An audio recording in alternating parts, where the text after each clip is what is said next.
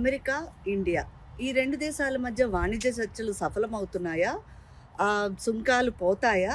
ఇది చాలా కాంప్లికేటెడ్‌గా తయారైంది.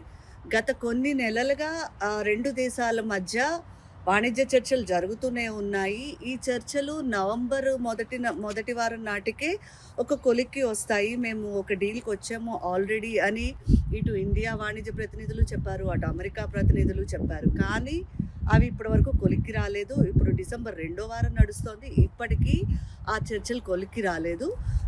నిన్న అమెరికా వాణిజ్య ప్రతినిధి ఒకాయన ఏం చెప్పారంటే, మాకు ఇండియా మంచి డీల్స్ ఇచ్చింది. మేము ఇండియాలోని వ్యాపారం చేసుకునేటట్టు, మా వ్యవసాయ ఎగుమతులు అక్కడ అమ్మేయగలిగేటట్టు మాకు డీల్స్ ఇచ్చింది ఇండియా. మేము ఈ వాణిజ్య చర్చల్లో భాగంగా ఇది జరిగింది. త్వరలోనే మాకు 2 దేశాలకి మధ్య డీల్ కుదురుతుంది అని అమెరికా ప్రతినిధి చెప్పారు. అయితే ఇది నిజమా? ఇది పక్కాగా అయిపోతుందా లేదా అన్నది మాత్రం తెలియటం లేదు. అటు ఇండియా ప్రతినిధులు కూడా ఇదే రకంగా చెప్తున్నారు. కానీ ఎప్పటికీ ఈ వాణిజ్య చర్చలు ఒక కొలిక్కి రావటం లేదు. 2 దేశాలు ఒక మాట మీద రావటం లేదు. ఈ లోపల అమెరికా ప్రెసిడెంట్ ట్రంప్ ఒకదాని మీద ఒకటి సుంకాలు విధిస్తూ వచ్చారు. తాజాగా ఒక పెద్ద బాంబు పేల్చారు ఇండియా గురించి. అదేంటంటే ఇండియా నుంచి ఎగుమతి అయ్యే రైస్ మీద సుంకాలు విధిస్తాము అని. మొత్తం ప్రపంచంలోనే ఇండియా నుంచి అత్యధికంగా ఎగుమతి అయ్యేది ఇండియాలో పండే బియ్యం. ఈ బియ్యం మీద ట్రంప్ మేము సుంకాలు విధిస్తాము అని చెప్పారు. దాదాపు అమెరికాలో మేజర్ పార్ట్ బియ్యాన్ని పంపించేది ఇండియానే. ఇండియా ఇప్పుడు దీని మీద కనుక సుంకాలు విధిస్తే అమెరికాలోని బియ్యానికి రేట్లు చాలా పెరిగిపోతాయి. కొరత కూడా ఏర్పడుతుందని చెప్పవచ్చును. ఇలా కొరత కనుక ఏర్పడితే అమెరికాకి ఒక రకంగా ఇది దెబ్బ, వాణిజ్యపరంగా ఆర్థికపరంగా దెబ్బ.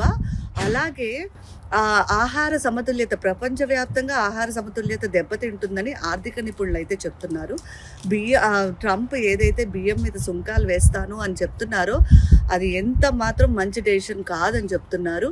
ఒక పక్క డీల్స్ కుదురుతున్నాయి, మాకు ఇండియా మంచి ఆఫర్స్ ఇచ్చిందని చెప్తూనే ఇంకో పక్క ఇలాంటి ముఖ్యమైన వాటి మీద అంటే రైస్ అలాంటి వాటి మీద సుంకాలు విధించడంలోని అమెరికా ప్రెసిడెంట్ ట్రంప్ ఆంతర్యం ఏంటో ఎవరికి అంతుపట్టట్లేదు. పైగా ఈ సుంకాల విషయం ఇక్కడ సుప్రీంకోర్టులో అంటే అమెరికా సుప్రీంకోర్టులోని కేసు నడుస్తోంది, విచారణ నడుస్తోంది. అందులోని దాని గురించి కూడా ట్రంప్ మాట్లాడుతూ ఏం చెప్పారంటే, ఈ సుంకాల విషయంలోని సుప్రీంకోర్టు ఏమైనా వ్యతిరేకంగా నిర్ణయం తీసుకుంటే అది అమెరికా భద్రతకే ముప్పు, ఆర్థిక భద్రతకు ముప్పు అని కీలక వ్యాఖ్యలు చేశారు. వీటన్నిటి పరంగా చూస్తే అసలు ట్రంప్ ఏం ఆలోచిస్తున్నారు? ఇండియాతో వాణిజ్యం డీల్ కుదురుతుందా? ఈ రైస్ మీద సుంకాలు ఎంతవరకు కరెక్ట్? ఇవేమీ అర్థం కాకుండా చాలా గందరగోళంగా ఉన్నాయి. ఈ గందరగోళ పరిస్థితుల్లోని ప్రపంచ మార్కెట్, స్టాక్ మార్కెట్ ఏదైతే ఉంటుందో అదంతా చాలా అడ్డదిడ్డంగా ఒడిదుడుకులకి లోనైపోతుంది.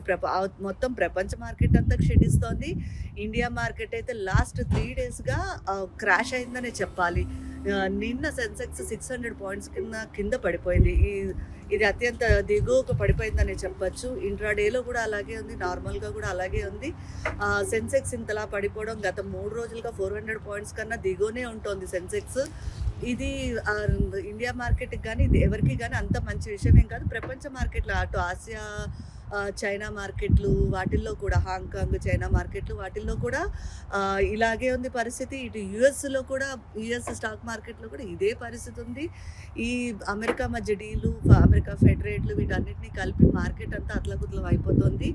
ఈ డీల్ కుదిరితే కానీ 2 దేశాల మధ్య ఈ వాణిజ్య డీల్ ఏదైతే ఉందో అది కుదిరితే కానీ మొత్తం ఒక పరిస్థితికి వచ్చేటట్టు కనిపించట్లేదు. ఈ ఆర్థిక గందరగోళం కానీ 2 దేశాలు నలిగిపోతున్నాయి. అవి ఏదైతే ఉన్నదో ఆ నలుగుబాటు ఏదైతే ఉన్నదో అది తీరాలి అంటే అమెరికా ఇండియాల మధ్య ఖచ్చితంగా వాణిజ్య డీల్ కుదరాలి. అది కూడా ఎంత తొందరగా వీలైతే అంత తొందరగా కుదరడం మంచిది అని ఆర్థిక నిపుణులు చెప్తున్నారు. నేను Manognya, RTV Arkansas. Local to global news at your finger tips. మీ చేతిలో ఒక ఆయుధం. డౌన్లోడ్ రా TV app. Media legend Ravi Prakash is back.